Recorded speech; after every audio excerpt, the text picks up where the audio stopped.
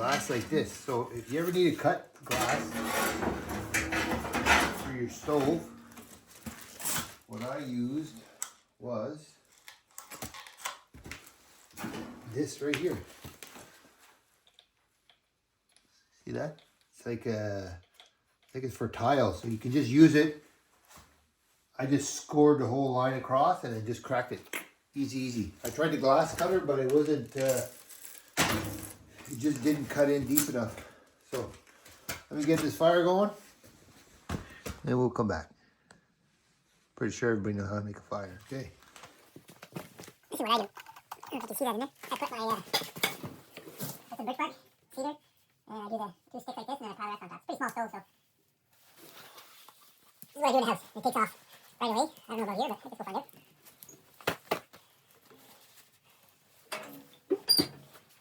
Just like that. This could be the fireplace channel. The fireplace channel. That's pretty good, eh? Yeah, right. When that cedar's dry, I tell you, it don't take long. He just like kicks right up and away she goes. That's gonna take a minute to get going. Now let's try to see what we're gonna do with this thing here. Fairly certain I'm gonna have to pull the motor. Try to do that repair.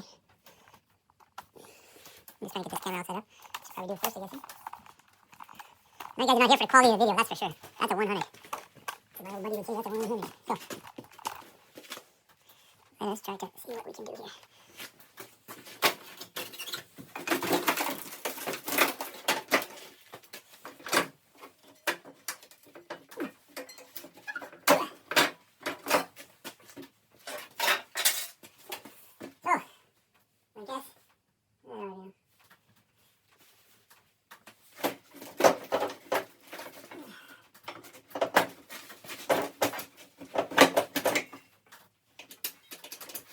Pull that, roll the clutch back, pull that pin out, take the, it's like a, probably support to stop the chain case from rolling too far, I guess, right?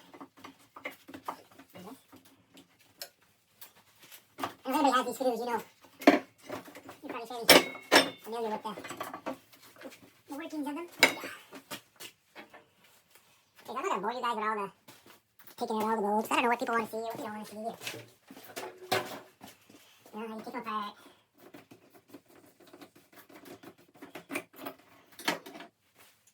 Wiring's gonna be a mess though. Oh my goodness. What a mess, what a mess, what a mess, what a mess.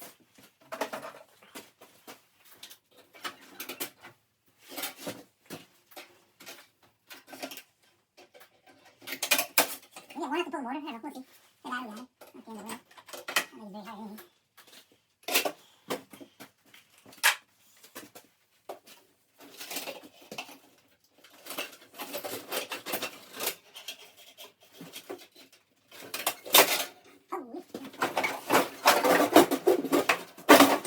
That is very hard,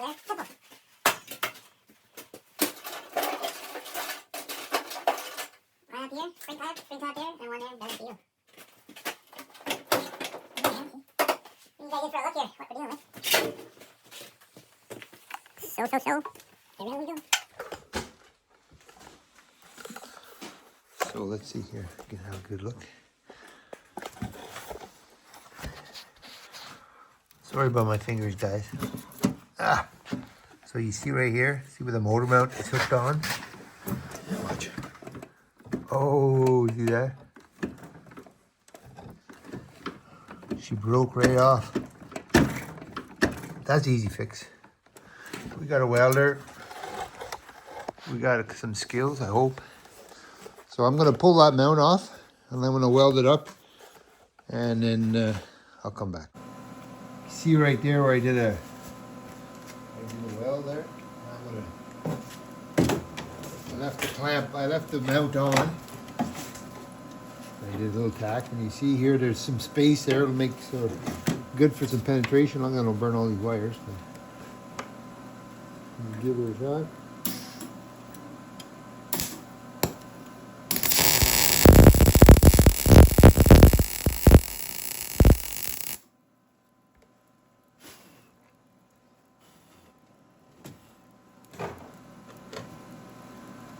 It's hard to even see where the crack is.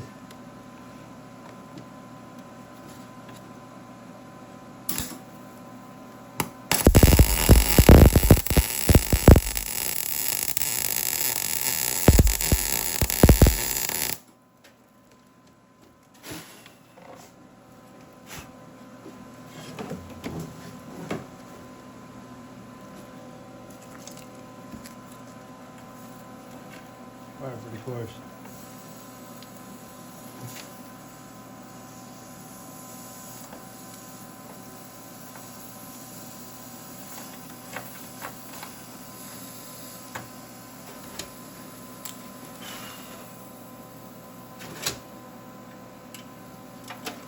So, I think that's going to be a pretty good little fix.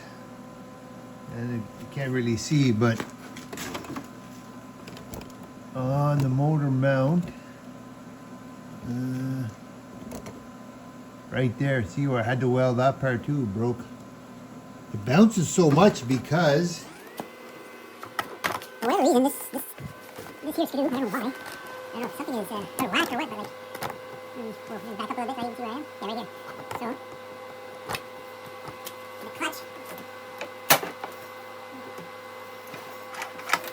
Yeah, once it moves, it's like the clutch doesn't sit on there straight. So it's either the clutch is out of whack, it's either this here doesn't sit on the crankshaft properly, or the end of the crank is bent. it's a possibility, but I think if the crank was bent, the seal would leak and the motor would bog down. And it doesn't bog down at all. It's just what happens sometimes is I give it a little tap with the hammer and it straightens itself out. So I believe it's just the clutch is not fitting very well in the crank. So I'll get that back together and we'll see how she goes. Okay, starting to getting this wiring figured out. So I got this old wiring harness. I take it all apart. I take all the connectors out. I need this. And I need this here. And maybe some of the fitting. But what happened is, last time I had to weld, I think there, I didn't have the ground on very good. What it did is it shorted all the ground wire back to this main. I don't know if you can see here. I can't see anything with this stupid camera. But anyways, yeah, you can. Anyways, there's a ground right here. It shorted all the way back up through here, up through all these wires.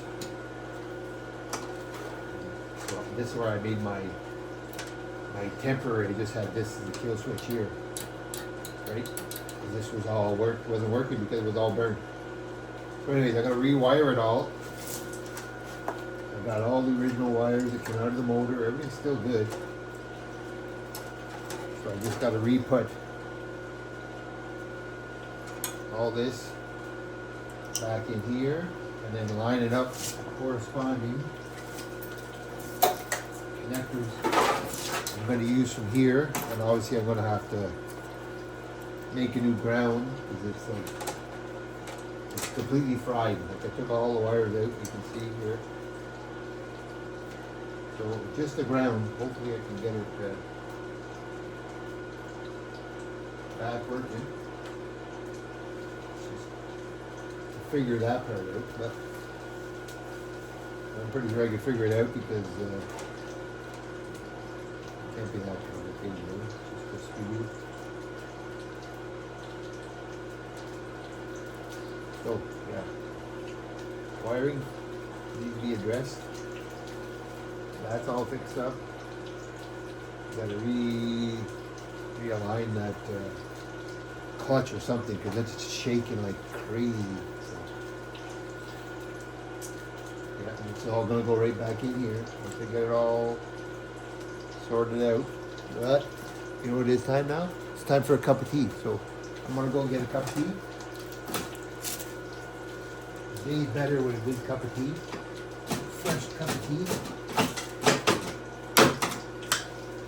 So I'll do that and I'll come back and try to sort this mess out. Oh. All right.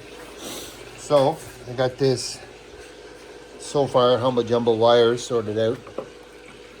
I had to put another connector on the back here. I put this one on. I refed all the wires in here. Plus put new wires on there.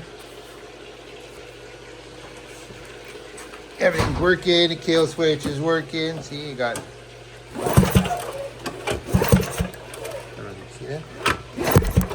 wire. Turn off the key. No fire. So, a couple more minutes, tape it up, have her back together. All right. Got her all back together. We got the wires all taped up. All routed, everything. Now, got the muffler back on. Holder's nice and secure. Switches should be working now. 3 primers, the Tundra.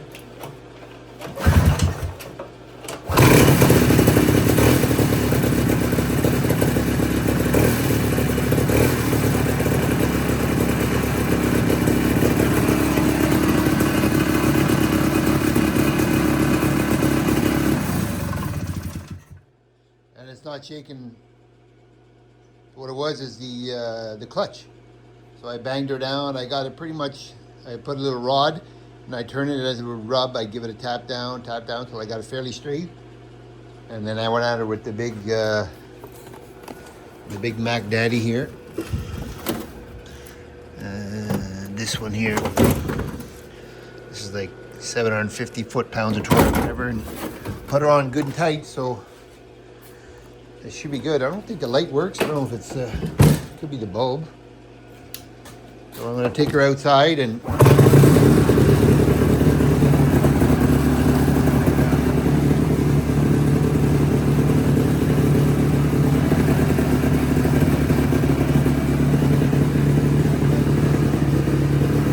got a brake light.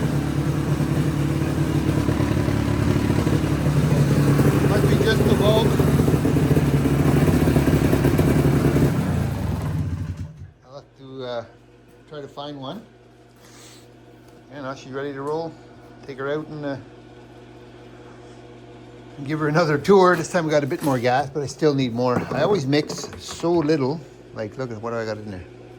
It's probably hardly nothing.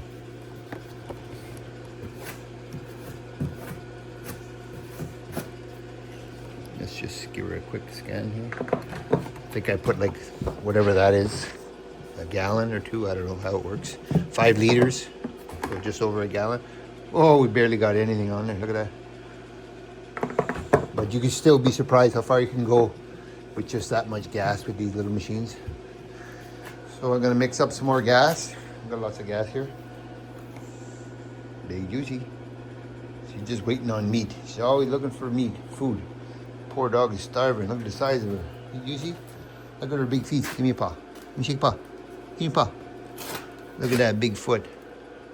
So hungry all the time, this big girl. All right. Whoa, almost lost you there. Okay, that's it for this one. I might take her out on a tour. I'm gonna get I think the kid's got an old GoPro. I'm gonna strap it on a helmet and give you a good tour. I got some good bush to check out. All right.